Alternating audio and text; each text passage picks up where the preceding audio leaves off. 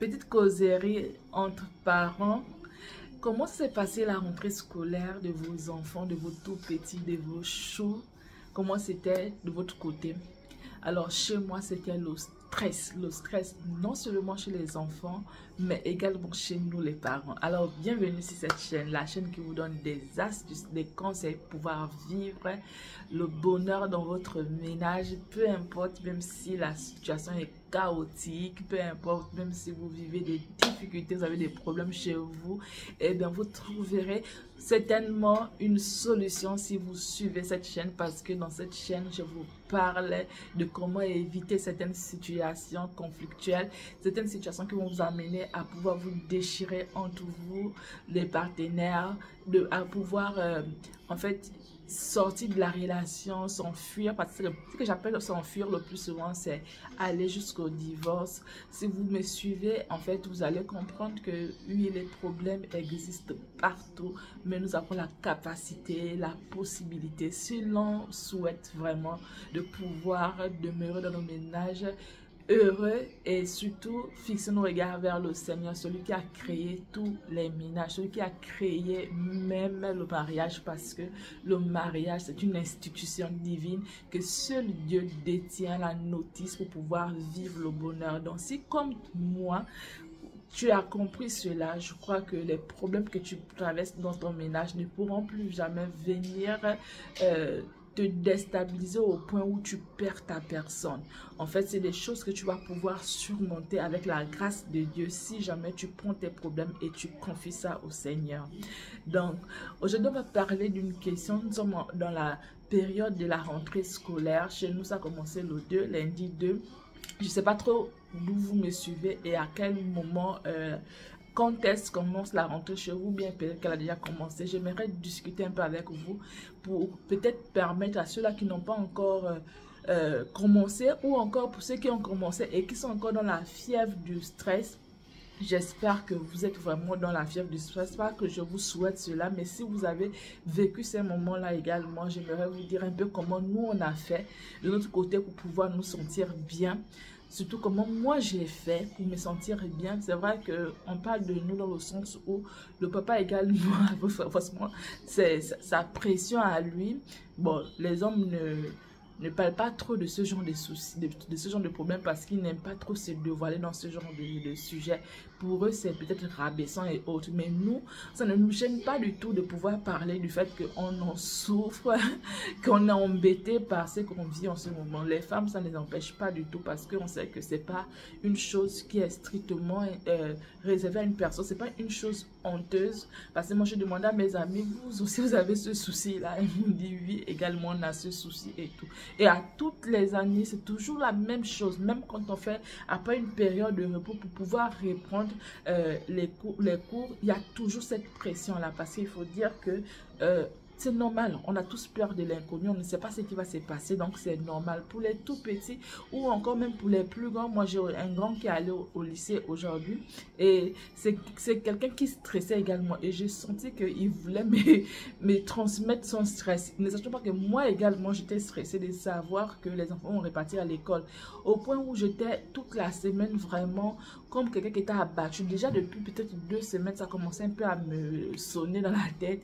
et je faisais tout pour pouvoir me maintenir, parce que je sais qu'il faudrait que je joue à la maman pour préserver, protéger les plus petits pour qu'ils ne soient pas aussi stressés.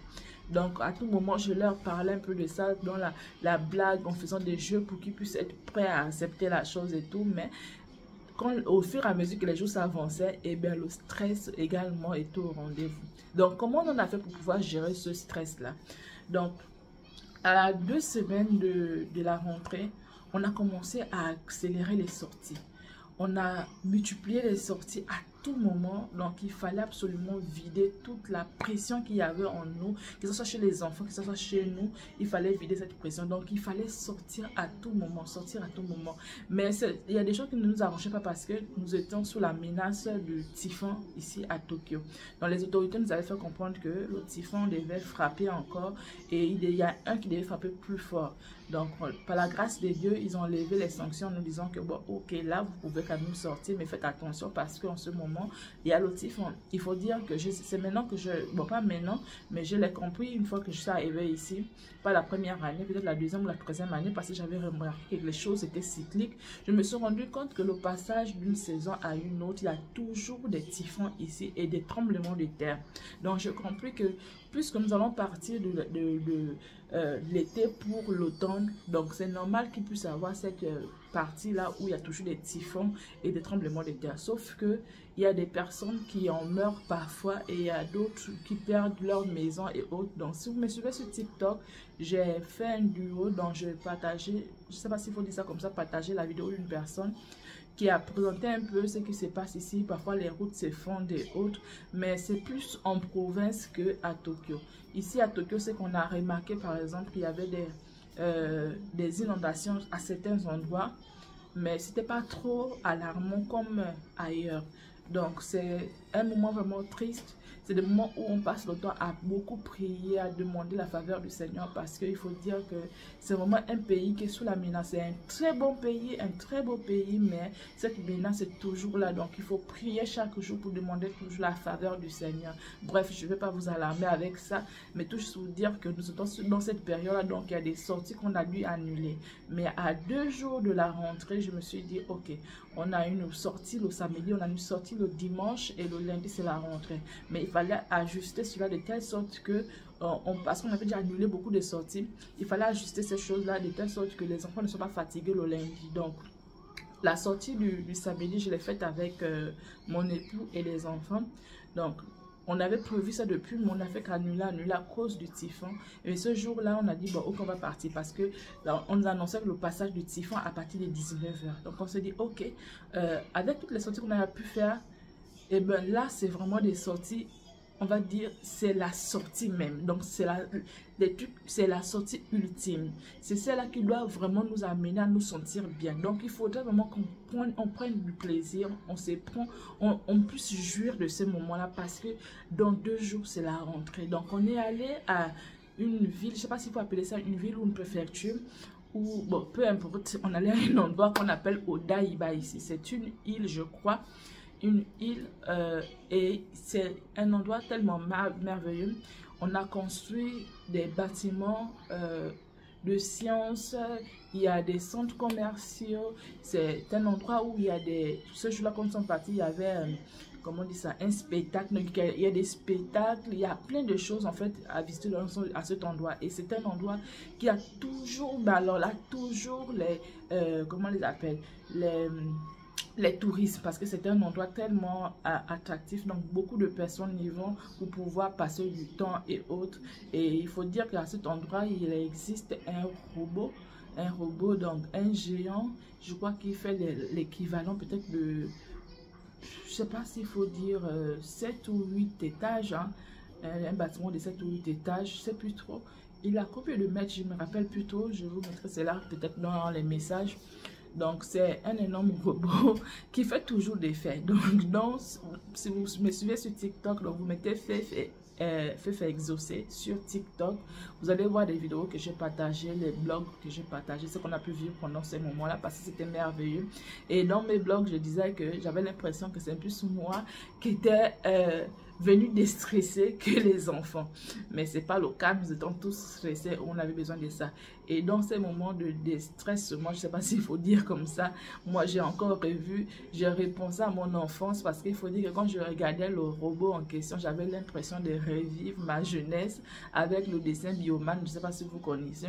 Donc, c'était un moment tellement spécial, donc je me suis vraiment éclatée parce que j'avais besoin de ça. Il faut dire que la pression était tellement haute et je sais que je dois accompagner les enfants, l'aller et retour. Donc, j'ai fait 4 tours sur un chemin qui fait pratiquement 1 heure de temps, sauf lorsqu'on prend l'express et autres.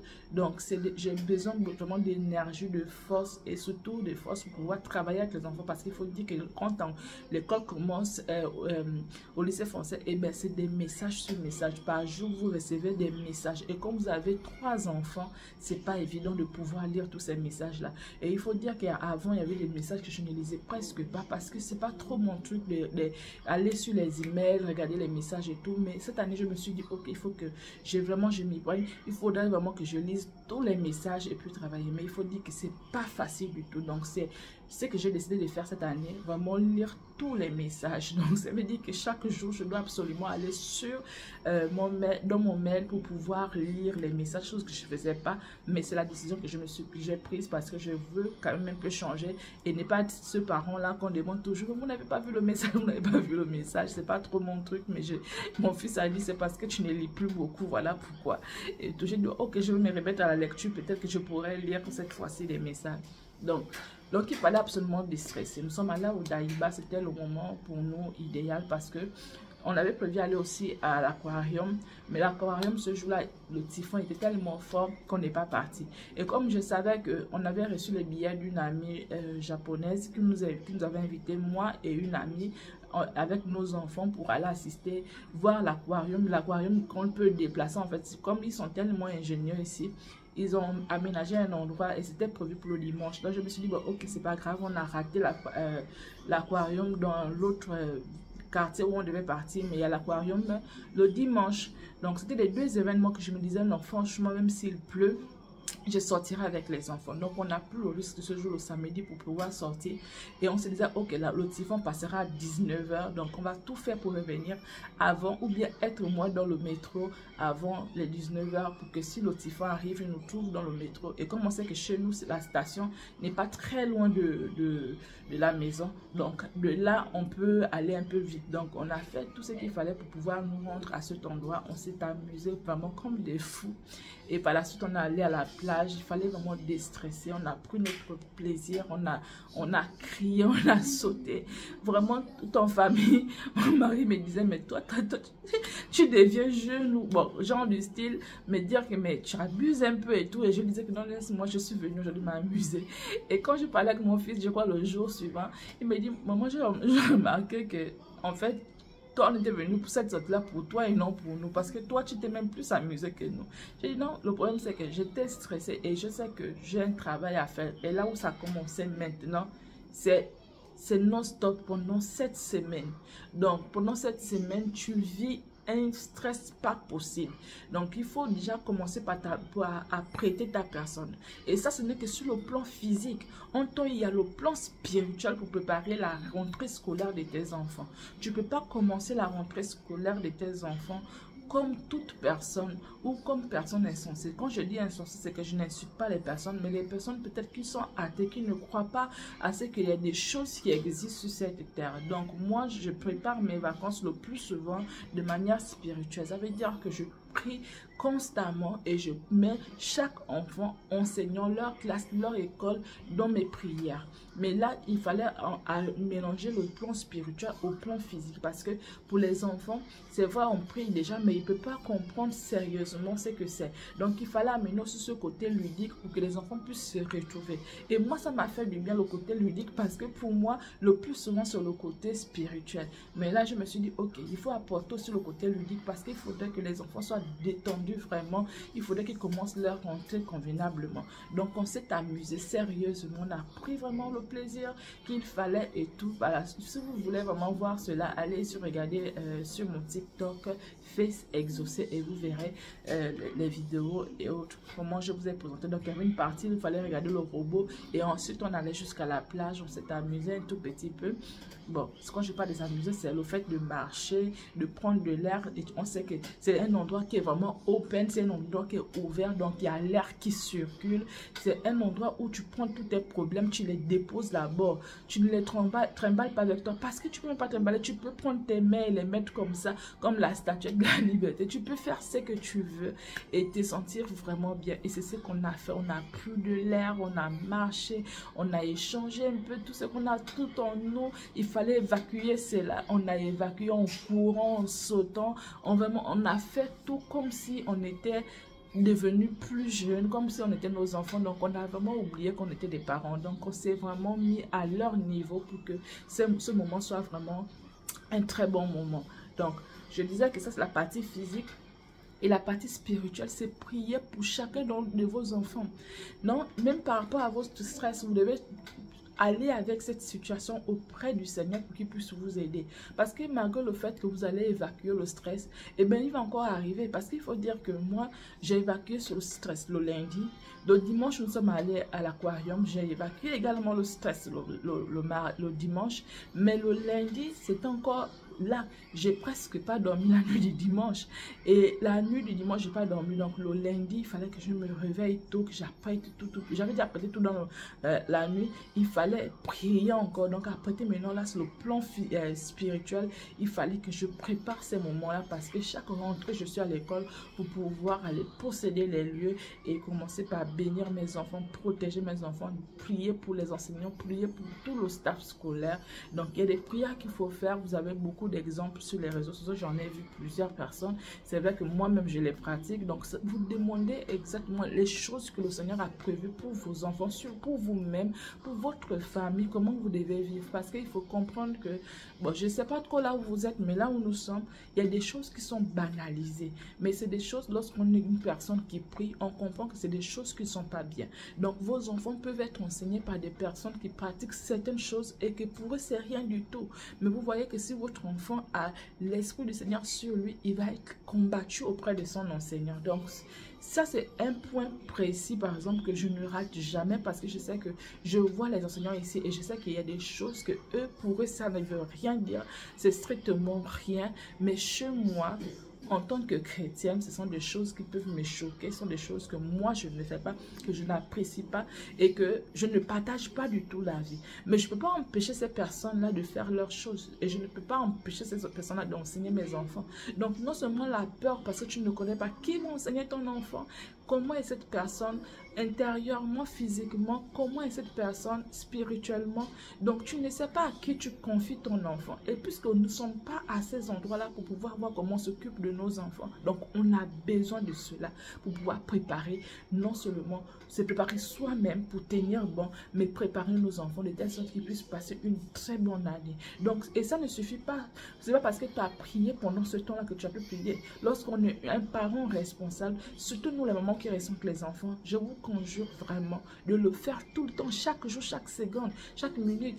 Au moment où vos enfants sont à l'école et que vous êtes peut-être au travail ou bien chez vous, fléchissez vos genoux pour vos enfants. Vous avez peut-être la grâce d'avoir les enfants qui n'ont pas de difficultés. Mais pour ceux qui ont des enfants qui ont des difficultés, on a besoin de pouvoir rester concentré et rester au pied de la croix pour pouvoir prier sans cesse pour nos enfants. Sinon, ça va être des personnes qui ne pourront pas s'en sortir. Tu vois, ton enfant, il est doté d'une intelligence. Mais lorsqu'il va à l'école, il ne comprend rien. Pourquoi? Parce que peut-être que toi, tu pries pour ton enfant. Peut-être que tu as confié ton enfant au Seigneur. Et l'enseignant qui l'enseigne est carrément l'opposé de la personne que tu es. Cette personne croit à autre chose que toi, tu ne crois pas. Et des choses peut-être que toi, tu ne veux même pas savoir. Et ça va être un problème, un combat spirituel entre ton enfant et cette personne. Et tu vas voir l'enfant qui ne va pas aimer sa classe, qui va se sentir bizarre. Donc ça, quand j'ai pris conscience de ça, surtout ici, parce que ici j'en ai vraiment entendu, j'en ai vu, je comprends que je ne peux pas laisser mes enfants aller à l'école comme ça. Donc chaque matin, c'est la chose qu'on fait. C'est devenu comme un rituel pour nous. On fait ça, moi-même je le fais d'abord toute seule, où je prépare toute ma famille, mais après je le fais avec les enfants, avec chacun d'entre eux, ça part de tout. Et on prie pour ce point-là, pour que quand ils vont à l'école, on commence par déraciner toutes les choses qui vont être faites, qui ont été prévues déjà, et on apprête la faveur de Dieu sur les enfants, sur nous-mêmes, sur toutes les choses que nous allons faire ce jour, et que c'est que le Seigneur a prévu, parce qu'il dit que chaque jour il se renouvelle, chaque jour il vient, ses bontés se renouvellent à nous. Donc les bontés que le Seigneur a prévues pour nous, nous devons les recevoir. Il ne faut pas qu'on soit ceux-là lorsque le Seigneur déverse ses bénédictions, parce qu'il nous les donne chaque matin, qu'on ne perçoive pas cela parce qu'on n'a pas été attentif. Donc, chaque jour, moi, je prends le temps pour pouvoir prier sur ce point.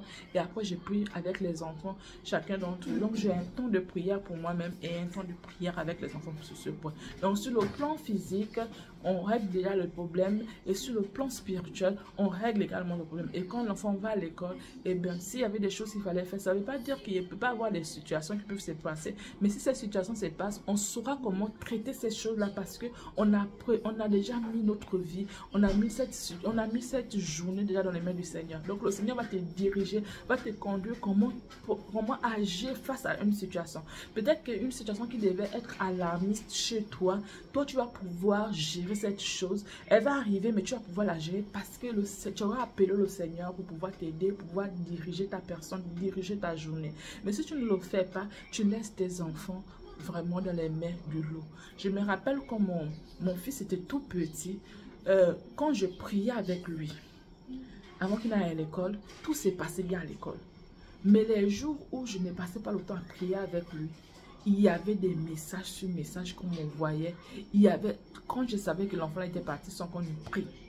Alors là, c'était des messages vraiment bizarres qu'on m'envoyait sur cet enfant. On me disait par exemple les erreurs qu'il a pu commettre, les trucs. Et pour un parent, franchement, quand on te parle de ton enfant, s'il y a un endroit où les gens peuvent peut-être détruire les couples et autres, c'est lorsqu'on touche à leurs enfants. Parce que quand on touche à ton enfant, c'est comme si on avait touché à ta personne. Donc, du coup, c'est des choses que je ne supportais pas. Et j'avais toujours envie de pouvoir exploser. Quand on parlait de mes enfants, je voulais toujours exploser. Donc, ce sentiment-là qui remontait pour pouvoir agir, mais à un moment, je bloquais à cause de la personnalité que je suis ici. Donc j'étais obligée de bloquer un peu et du coup quand je bloquais, mais j'étouffais parce que je n'arrivais pas à réagir, pour moi c'est comme si je ne protégeais pas assez mes enfants. Et jusqu'à ce que le Seigneur m'a enseigné qu'il fallait absolument prier avant que les enfants ne parlent, parce que ce sont des enfants qui ont été consacrés à lui. Donc c'est normal que devant des personnes qui sont d'une haute obédience ou bien qui croient à autre chose, qu'il y ait des couacs entre eux. Donc il faut éviter toutes ces choses-là parce que c'est ton enfant qui sera pénalisé. Parce que même si tu veux aller agir de telle sorte que tu veux protéger ton enfant, mais qu'est-ce qui te dit que la relation que ton enfant aura avec son enseignant, ce sera encore la bonne? Ou bien avec d'autres personnes, ça va avoir la même chose? Non. Donc, il faut éviter ce genre de choses-là en priant déjà en avance pour tes enfants. Et même pour ses camarades, il faut mettre toute la situation, tout l'entourage de ton enfant doit être assaini. Et ça, tu le fais dans la prière. Tu ne peux pas le faire physiquement parce que le Seigneur déjà nous demande de pouvoir, de ne pas combattre avec les âmes physiques, mais avec les âmes spirituelles que lui seul nous a donné. Donc, l'une des armes que le Seigneur a donné, c'est la prière. Tu dois prier. Tu peux même jeûner pour tes enfants. Tu peux présenter, tu peux faire tout ce que tu veux et proclamer les choses agréables pour tes enfants. Donc, faites-le. Pour ceux-là, pour les parents qui n'ont pas encore commencé avec la rentrée scolaire, c'est le moment pour vous de commencer à prier déjà pour préparer ces choses-là. Préparer même déjà les enseignants qui vont enseigner vos enfants parce que si vous les connaissez déjà d'avance, vous pouvez prier avec le nom de ces personnes-là. Mais si vous ne les connaissez pas, nous ici, on connaît les enseignants avant. Donc, tu peux le connaître physiquement, mais au moins tu sais que celui qui va enseigner ton enfant s'appelle X et ton enfant sera dans telle classe. Donc quand tu sais déjà la classe là où sera ton enfant et tu connais le nom de son enseignant, tu peux commencer déjà à prier pour ce monsieur et prier pour la classe, prier pour l'école, prier pour le staff, prier pour tout parce que nous, nos enfants mangent à l'école. Donc tu ne sais même pas ce qu'ils mangent là-bas et tu dois prier également pour toutes ces choses-là. Donc tout ce qui concerne la vie de quelqu'un quotidiennement, tu dois mettre ça en prière et ce sont ces choses-là que le Seigneur va intervenir. Donc s'il y a eu une situation catastrophique qui devait arriver, elle sera moins catastrophique parce que le Seigneur, tu sais que tu as déjà prié et tu as mis tes enfants dans les mains du Seigneur. Donc si quelque chose arrive, c'est pour la gloire de Dieu. C'est que ce qui devait arriver, devait être pire que ça, mais le Seigneur a permis que la chose n'arrive pas de cette sorte-là et il a agi de telle sorte que c'est moins dangereux pour ta famille. Donc prier, c'est tellement très important.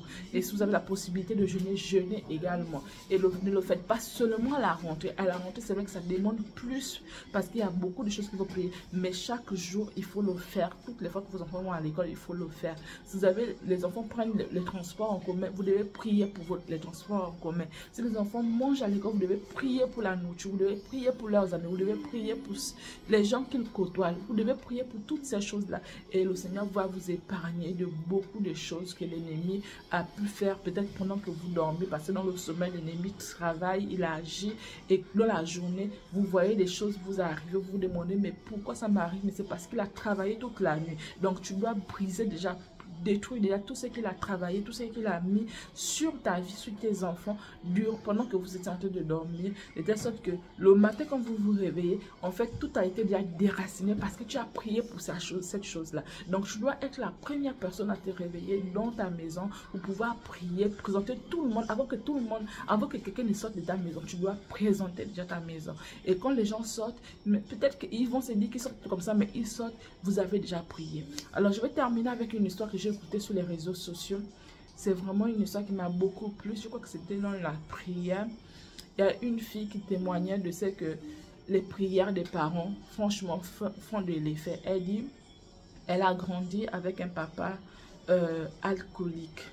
Et sa maman priait beaucoup pour elle, mais elle détestait l'homme. Elle détestait, comment on dit ça?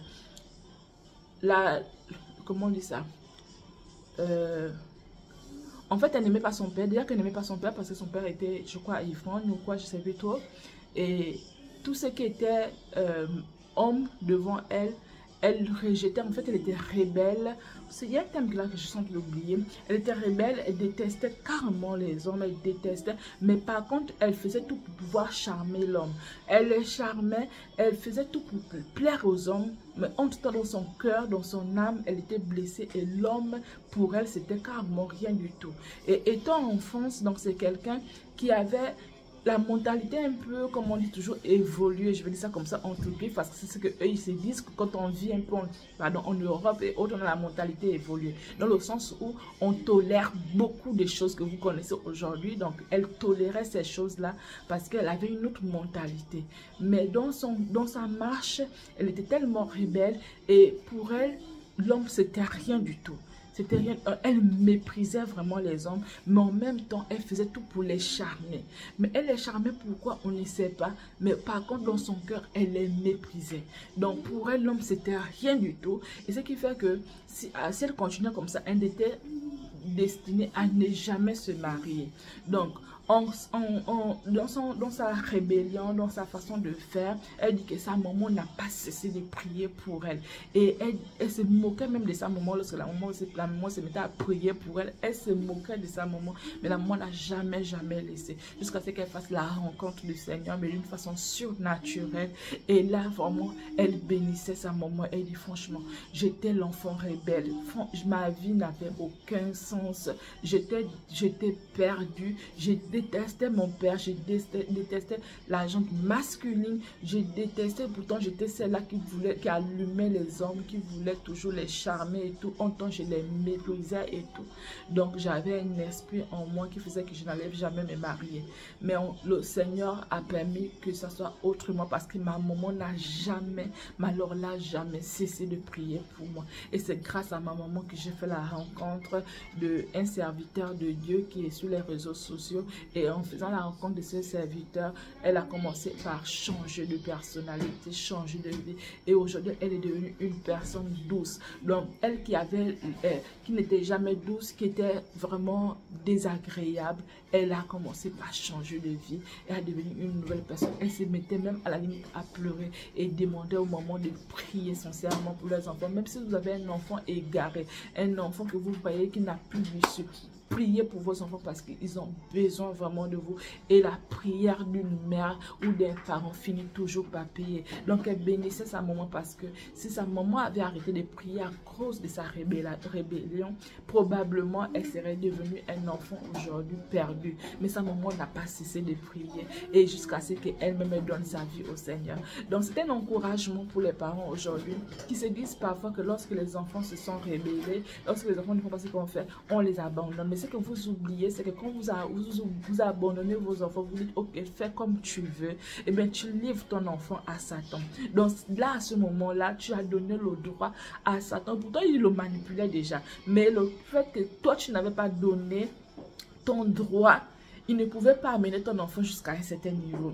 Mais quand tu dis que tu abandonnes, tu lâches parce que cet enfant, non, tu es fatigué de cet enfant, et bien le diable récupère cette parole-là et il peut faire ce qu'il veut sur toi. Là, maintenant, il peut te manipuler parce que toi, parent, tu as donné le quitus. Toi, parent, tu as donné le droit légal à l'ennemi de faire ce qu'il veut à ton enfant. Il peut même amener ton enfant jusqu'à la mort. Il fait ce qu'il veut parce que tu as lâché, tu as livré ton enfant au diable. Et c'est pareil pour nos couples. Lorsqu'on est dans un ménage à complications, un ménage avec un homme, un mari qui te bat, un mari qui te fait je ne sais pas quoi, à partir du moment où tu lâches prise, tu livres ton foyer, tu livres ta personne, tu livres ton foyer au diable. Et là, la personne va encore agir de manière encore, comment on dit ça, exagérer sur ta personne. Elle va faire ce qu'elle veut parce que tu as livré, tu as donné le mot d'ordre. Il était déjà manipulé, mais il ne pouvait pas faire certaines choses. Mais à partir du moment où tu as lâché, eh bien le diable récupère ça et il fait ce qu'il veut à cette personne-là. Donc lorsque tu comprends que toi, ta parole vaut de l'or, vaut la vie. Ta parole, c'est la vie ou la mort sur ce que ton enfant, sur ce que tu as, ce que tu possèdes. Ta parole, c'est la vie ou la mort. Donc, tu choisis ce que tu veux. Si tu veux choisir la vie, commence par bénir, commence par prier, commence par changer ta mentalité, changer ta façon de parler. Moi, je me vois tous les jours, je dis, ok, je parlais comme ceci, maintenant je vais essayer de parler comme cela. Je proclame tout le temps ceci. Parfois, c'est même inconsciemment, mais tu comprends que tu es utilisé par l'esprit de Tobija. Donc, il faut changer cela. Tu commences par changer ta façon de parler. Tu commences à changer ta façon d'être. Tu commences par voir le mal que tu vois devant toi. Tu commences par justifier cela. Tu commences par prier pour la personne. Prier pour ce que la personne est en train de faire ou vivre. Parce que tu comprends qu'elle-même, elle est manipulée. Elle ne le fait pas parce qu'elle veut détruire ta personne, mais elle est manipulée. Mais toi, tu ne vas pas lâcher cette personne. Tu ne vas pas livrer cette personne à Satan. Tu commences à prier et tu verras qu'un jour viendra où les choses vont changer. Oui, ça prend peut-être du temps, mais c'est un temps qui vaut de l'or. Parce que quand tu ramènes ton enfant dans ta maison, ton enfant qui s'est rébellé, tu le ramènes dans ta maison et tu vois ton enfant devenir un enfant heureux. Quoi de beau pour un parent de voir son enfant vraiment heureux. Et nous savons tous que si on veut attaquer une maman, je ne sais pas trop pour les papas, mais je pense que si on veut attaquer des parents, il faut attaquer leurs enfants. Quand tu attaques leurs enfants, eh bien tu les as carrément eu, tu les as déstabilisés parce qu'un parent avec son enfant, c'est franchement, je ne sais pas trop pour les hommes, mais je sais que pour les mamans, c'est quelque chose de très, c'est une chose que les parents ne supportent pas. Donc, prions pour nos enfants, ne les lâchons pas dans la main de Satan, ne permettons pas que le diable puisse jouer avec leur vie. Prions sans cesse, même si c'est rebelle, même s'il fait quoi que ce soit, il reviendra dans la maison. Parce que c'est l'enfant prodige, comme disait la Bible, il reviendra. Donc je voulais parler de ce moment-là avec vous, les mamans.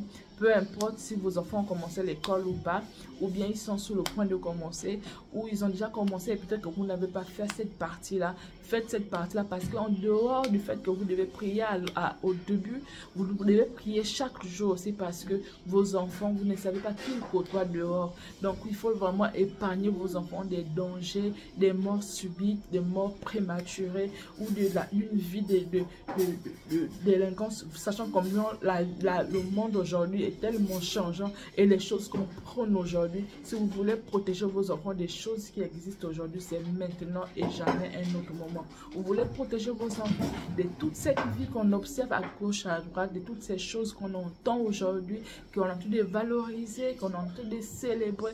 C'est le moment pour vous de prier pour vos enfants. Surtout pour nous qui avons des enfants, pire encore pour nous qui avons des enfants dans les pays occidentaux. Franchement, il y a des choses qui sont tellement tolérées et qu'il y a des choses que vous ne pouvez même pas faire en tant que parents. On a que le Seigneur chez qui confier nos enfants pour permettre à Dieu de pouvoir veiller sur eux parce que on peut leur dire ce qu'il faut dire. Mais quand ils vont à l'école, ils entendent autre chose. Même par les enseignants, ils entendent autre chose. Donc, c'est à nous de prier. Moi, ma prière que je fais souvent sur mes enfants, je dis, Seigneur, oui, efface ce qu'il a entendu là. Efface ce qu'il a étudié là. Que son intelligence ne soit pas dépendante de ça. Il est obligé d'étudier cette chose-là pour pouvoir avoir la moyenne, pour pouvoir être bien noté. mais Père Céleste, efface ça de sa tête par la suite. Après ça, tu effaces. Non, ma prière, parfois je dis efface. Parce que quand je vois ce qu'il y a écrit, et je comprends que ça, c'est pas bien pour lui, je dis que Seigneur, il faut effacer ça de sa tête plus tard.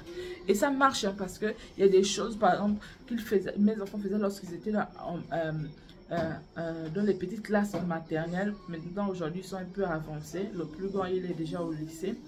Mais il y a des choses qu'ils ont oubliées. Donc, je bénis le Seigneur de ce qu'il a vraiment travaillé dans ce sens-là en permettant à mes enfants de pouvoir vivre leur vie. Et ma prière chaque jour, c'est qu'ils restent attachés au Seigneur, qu'ils ne se détournent jamais. Parce que franchement, ce monde fait peur. Et s'il faut vivre cette vie, je peux faire pas cette vie pour mes enfants. Je veux une vie vraiment de sanctification. Une vie là où on a le Seigneur, on craint le Seigneur, on aime le Seigneur et on fait l'œuvre du Seigneur. Ça, c'est la vie que je prie pour mes enfants. Et je sais que dans ce monde, c'est pas facile parce qu'il y a beaucoup de choses qui se passent. Tu peux dire à ton enfant des choses chez toi, mais quand il sort, il peut être influencé par les autres. Donc, influencé par des personnes qui pensent autrement. Et ça, il faudrait qu'ils tiennent bon. Et ce qui est bien, c'est que la Bible nous a parlé de ça. Il a dit qu'instruis tes enfants lorsqu'ils sont tout petits. Comme ça, quand ils seront grands, qu'ils ne se détournent jamais. Mais comment ils feront pour ne pas se détourner? C'est dans tes prières, toi, parent.